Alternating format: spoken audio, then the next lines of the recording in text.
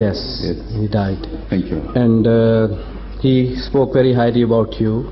And I heard from other Muslim scholars also. But unfortunately, I was brought up in Pakistan, which was my hometown. And I heard Where about? Islamabad. Islamabad. And I heard a lot against you, which I found it today is different. You are a different person. Thank you are you very much. very logical and very straight and very nice. Thank you very much. And I appreciate that. And I call you His Excellency Mirza Tahir Ahmad. I have got only one question, and this is, I think, deliverance from cross. Sir Zafrullah Khan has said Yes, also. that's right. And then in other, I have got Urdu Bible in my hand and Anajil also, as you call us the people of the book. So, if we are the people of the book and we believe Anajil and all that, in John's Gospel it says that when Jesus was on the cross, you see, according to Jewish and according to Greek thinking, any person who is left on Sabbath day on the cross, you see, and the Sabbath has arrived, That they will used- violate the Late. Yes. this right? Yes. They used to break the legs in order to find out whether that man is dead or alive. So the two persons who were with Jesus Christ on the cross of Calvary, Their legs were broken, their legs were broken because they never died. but not that of Jesus Christ. Not of Jesus Christ, because he died already. But according to Mirza, His Excellency Ghulam Ahmad of Qadian. Ghulam Ahmad of Qadian, Jesus in India, he wrote a book. He was delivered alive from the cross. Alive from That's that. right. So how it can be while the book of the Gospel of Matthew, John, and Mark, and other, and You see, then even if you had not quoted the Gospels, I would readily agree with you that the legs of Jesus Christ were spared. They were not broken. yes, It's only a question of what you read in that. yes. So he died on the cross. No, he didn't. What I'm saying is that the whole scenario has to be rebuilt before you make a judgment. Not only what happened at the cross, but just before that and after that, and how was Jesus seen according to the same Gospels whose authority you are quoting. So when I build that scenario, then there will be more questions to be answered, this time by you, not by me. You see, I'm going to tell you, number one, what Jesus said, according to the same Bible, to a fellow member of the three who was hanging by the cross, that before the day is out, before 24 hours day is finished, I'll meet you in the paradise. Did he not? So where did he keep that promise? For 3 days and 3 nights, according to Christian ideology, he remained in hell for the sake of the sinful people to redeem them from their crimes. So what contradiction? And why, on the deathbed, everybody, even if he's a liar, tries to say a few things rightly, speak the truth. But what do you read of Jesus when he says, I'll meet you in the heaven, and he himself goes, Na'udhu-billah, we don't believe in that, goes to hell instead, and does not keep the promise anyway. But this is not the only broken promise if you read the Bible according to from the angle from which you are taught Bible. We read it, the same Bible, but from a different angle, and I'll tell you how. We read sense in the same. He promised that he would leave them and go to the lost sheep of Israel. Did he not? And the crucifixion took place, and he, according to the biblical, the gospel writers, he returned to heaven. Did he not? And were there any lost sheep of Israel in the heaven at that time? Were any herds of the house of Israel, herds of sheep or herds of people belonging, of course that is the meaning, lifted to the 4th heaven or 5th heaven or whatever it was, so that Jesus could keep his promise and go to them? Obviously not. Then he also promised them that no sign will be shown unto this generation of this and that, sinful people, but the sign of Jonah, the prophet of the fish. Right? Yes. 3 days and 3 nights. Right, yes. So was Jonah kept 3 days and 3 nights in the belly of the fish, alive or dead? If he was kept alive, if he was delivered from near death, then this is the sign which one expects of Jesus Christ to show. And then now come just close to the time where we find Jesus praying and also reminding his followers around that this is no time for sleep, get up and pray. And he was almost shedding tears of blood. And then he prayed to God that I don't want this. Please wave off this bitter cup from me. But still I submit that thine should be done. If you have decided that I must be sacrificed, then go ahead and do it. As far as I am concerned, I am praying to you not to make it happen as it's happening, it's about to happen. Now, this description of the Bible takes away the spirit of deliberate sacrifice on the part of Jesus altogether. So that means that it was God who was forcibly slaughtering his son, and the son was all the time beseeching him not to do that. But at the same time he must have received an assurance from God that he will be saved from the ignoble death. Because the last cry of almost protest we hear while he was still upon the cross was Eli, Eli, lema sabachthani, which is a cry of surprise and disbelief. How could it happen that I am about to die? You know, that sort of thing. Have you abandoned me? Well, it seems God had promised him he would never abandon him. And what about the unkept promises of going to the house of lost sheep of Israel and in search of them and delivering the message to them? All that is finished. So there has to be some other meaning to it than what is ordinarily understood by the Christians. Now when he is taken down, so his I'm coming. When he is taken down, his legs are not broken, despite the fact that when his side was pierced, blood and water gushed out. And in the book Deliverance from Cross, published by the Ahmadiyya Community London, in which it is the coverage of a function held here, a sort of function in which Christians also participated. A well-known surgeon gives his evidence that the way we can rebuild the scenario of what happened at the time. This heart was here, the spear pierced his body from that side, and it could not have crossed the swollen watery pleura, which is the description of wet pleurisy in scientific term. And the evidence of blood and water gushing out speaks of a life phenomenon, not the phenomenon of death. So he says it is a positive evidence according to medical understanding that Jesus had not yet died by the time his side was pierced, but his heart was not damaged. So despite the signs of his life, his legs were spared. Why? Because there seems to be a sort of conspiracy between Joseph of Arimathea and the governor, Pilate, of that area, Roman governor, who in fact was made to decide against Jesus Christ against his will, despite the dream of his wife.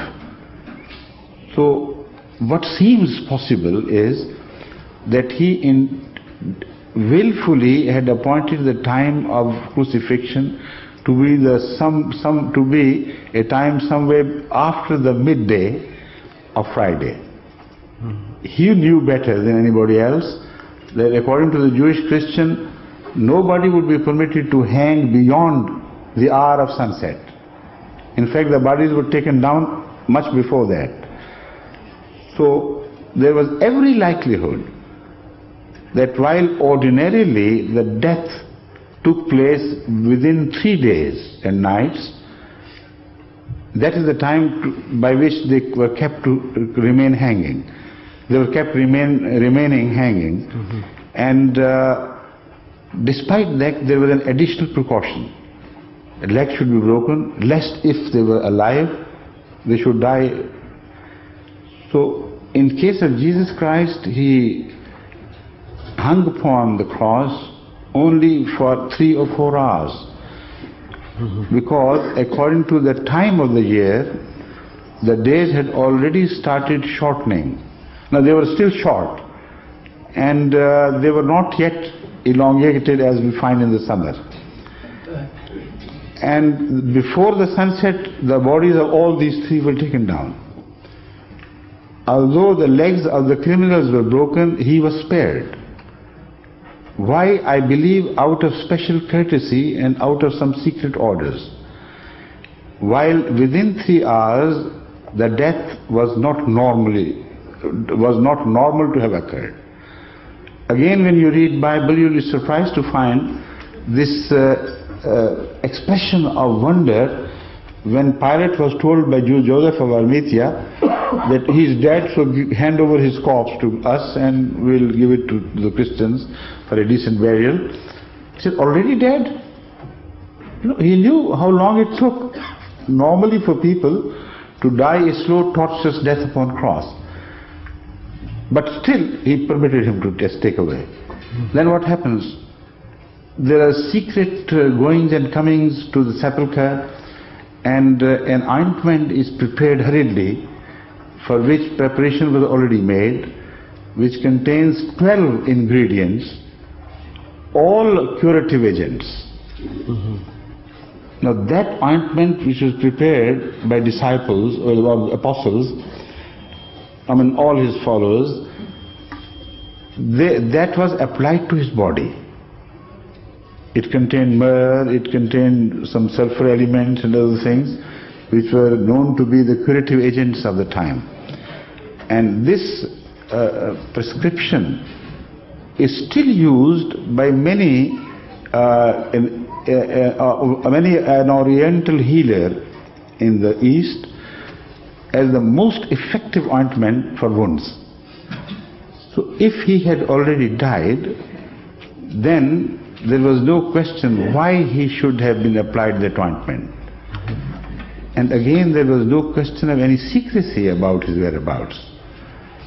Because if he had once died and risen from the dead, then nobody could kill him again, could he? Then he was beyond the long arm of the Roman law and the long arm of the Jewish people. So that was the time for him to come public, to appear in the public openly and defy them and say, look here, I have risen from the dead. But what secrecy! He moves about from place to place under the cover of night. When particularly requested to go to the cities, to move during the daytime, he refuses. He said no. And when he appears before some of his disciples who are surprised by his presence, they think he is a ghost.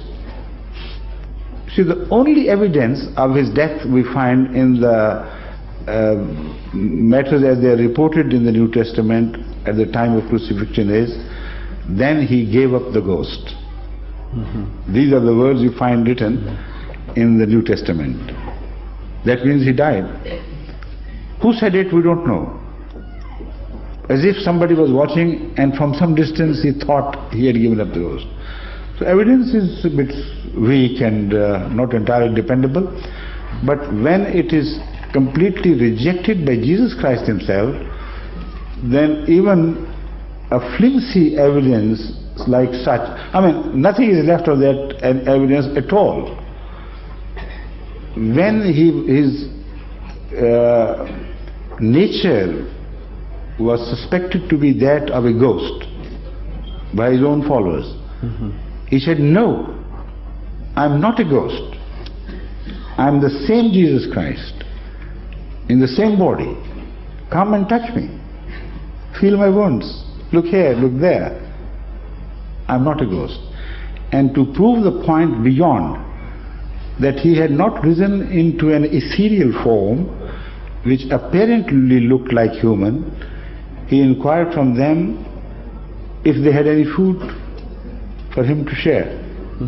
They said, "Yes, we are eating bread and fish." He said, "Please give me some." And a portion of that was given to him. So the entire scenario is speaking of a Jesus who was in migration, in the process of migration. And this is a universal phenomenon proved from the Bible as well as from the Holy Quran, that all the brave prophets of Allah, although they defy all threats to their lives during the first phase of their ministry, when they are weakest, when they are told to migrate, they go into hiding. They do it quietly. So, like Moses did in the dead of the night, like Lot did, they all left their country in quiet and without the knowledge of the people around. So we believe that if Jesus was true, and we believe him to be true, then he must have kept his promise of going to the lost sheep of Israel. And if you want to trace him, you must trace the course of history which the Israelites took earlier in leaving the mainland and spreading over to other places. I'm talking of the first diaspora. And when you study the history of the spread of the Jews after Nebuchadnezzar invaded Judea, then you will find them to be moving away from the mainland towards Afghanistan and Kashmir. And that is the reason why people of Afghanistan and people of Kashmir have nothing in common with the people of the subcontinent India. Their features are different, their nomenclature is different, their complexion is different, their style of life is different. And one of the British, not the British but Western scholars I read, said if you want to rebuild the life pattern of the women at the time of Moses, go to the Dal Lake and see the Kashmiri women bringing their earthen pots to the lake and fill it and wash their clothes. This is exactly how they looked, and this is exactly how they lived. So the scholars are in no doubt about the origin of the people of Afghanistan and the people of Kashmir as belonging to the same Israelite stock.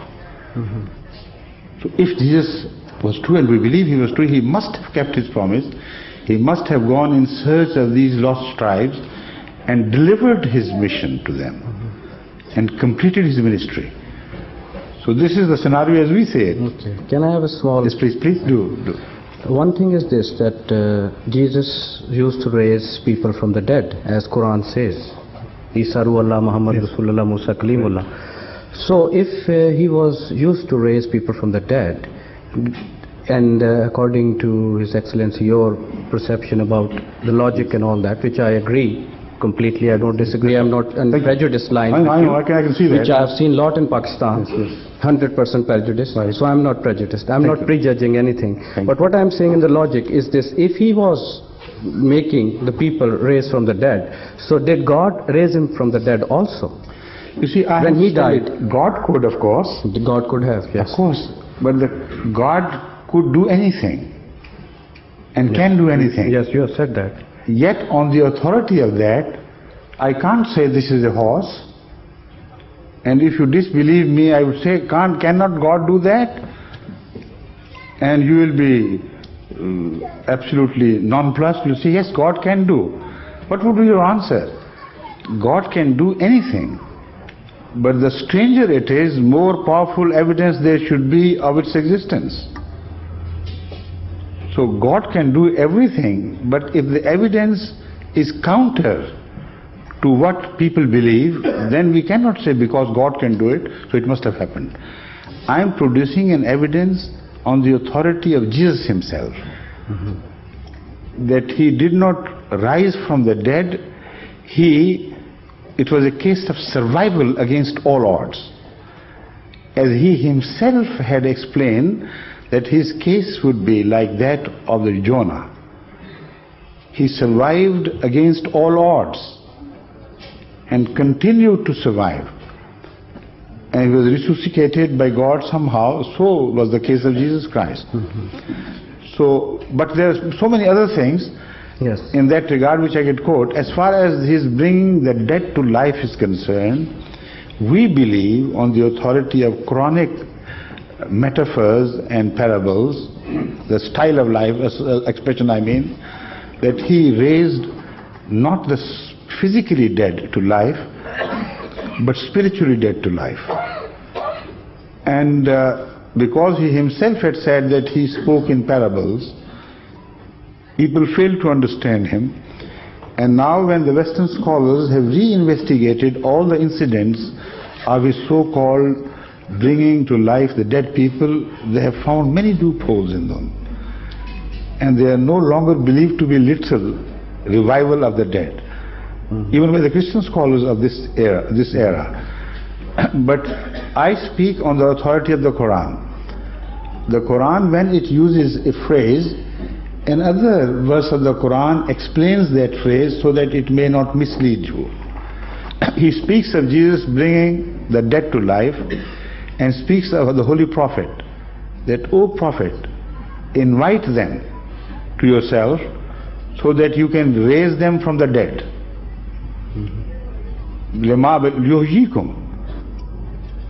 Tell them to come to you so that you raise them from the dead. So this phrase absolutely explains the spiritual jargon or terminology, that when it is said that the dead are raised, it is not meant that physically dead are raised. It's meaningless anyway. But you believe that physically it can be raised by God? Can be raised if God says so. Okay.